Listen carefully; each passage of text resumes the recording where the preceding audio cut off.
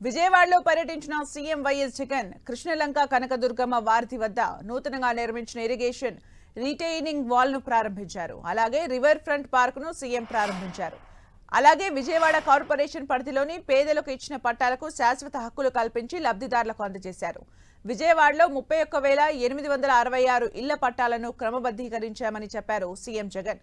ఎంతో కాలం నుంచి పెండింగ్ లో ఉన్న ఇళ్ల పట్టాలను క్రమబద్ధీకరించామని తెలిపారు. 239 కోట్లతో నగరంలోని 5 చోట్ల మురికి నీటి శుద్ధి కేంద్రాలకు శంకుస్థాపన చేశామని వివరించారు.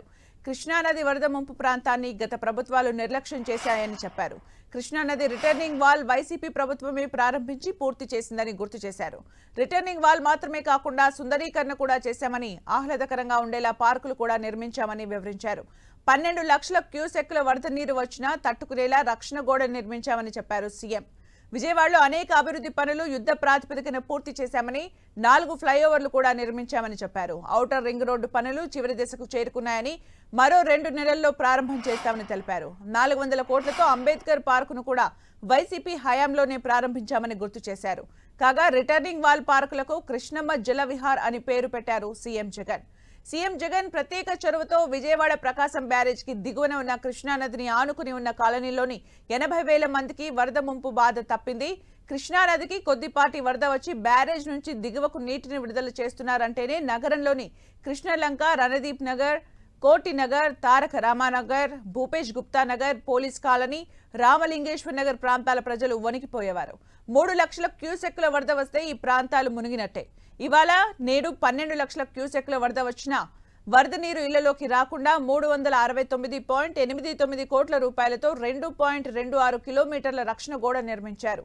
ఆ రక్షణ గోడ వెంబడి 12.3 కోట్ల రూపాయలతో రివర్ ఫ్రంట్ పార్కును అభివృద్ధి చేశారు.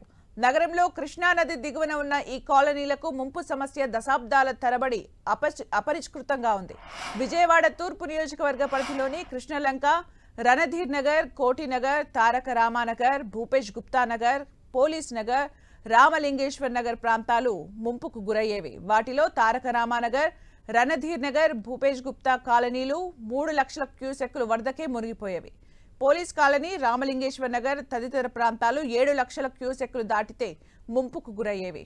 కృష్ణానది ముంపు ప్రాంత వాసుల కష్టాలు తీర్చడమే కాకుండా నగర వాసులకు ఆహ్లాదకరమైన వాతావరణాన్ని అందించేందుకు 12.3 కోట్లతో రివర్ ఫ్రంట్ పార్కును కూడా అభివృద్ధి చేశారు. ఈ పార్కులో ప్రత్యేక ఆకర్షణగా నిలిచేలా tree canopy, walking track, sitting area, open gym, play ఏరియాతో సుందరంగా రూపొందించారు. గతానికి ఇప్పటికీ మధ్య తేడా గమనించి మనం అడుగుతా ఉన్నాం. మనమేమో ప్రతి అడుగులోనూ కూడా అభివృద్ధి అంటే ఇది అని చెప్పి ప్రతి ఇంటికి కూడా మంచి జరిగిస్తూ అభివృద్ధిని ప్రతి అడుగులోనూ చూపిస్తూ అడుగులు వేయిస్తా ఉన్నాం మనం. అటువైపున మన వ్యతిరేకులందరూ కూడా ఏమీ చెయ్యరు కానీ అభివృద్ధి అభివృద్ధి అభివృద్ధి అని అంటారు. ఆలోచన చేయమని అడుగుతా ఉన్నాను. ఈ 58 నెలల కాలంలోనే మీ స్కూళ్ళు బాగుపడ్డాయి, మీ హాస్పిటళ్ళు బాగుపడ్డాయి, గ్రామీణ స్థాయిలో అయితే వ్యవసాయం చేసే తీరు కూడా బాగుపడింది.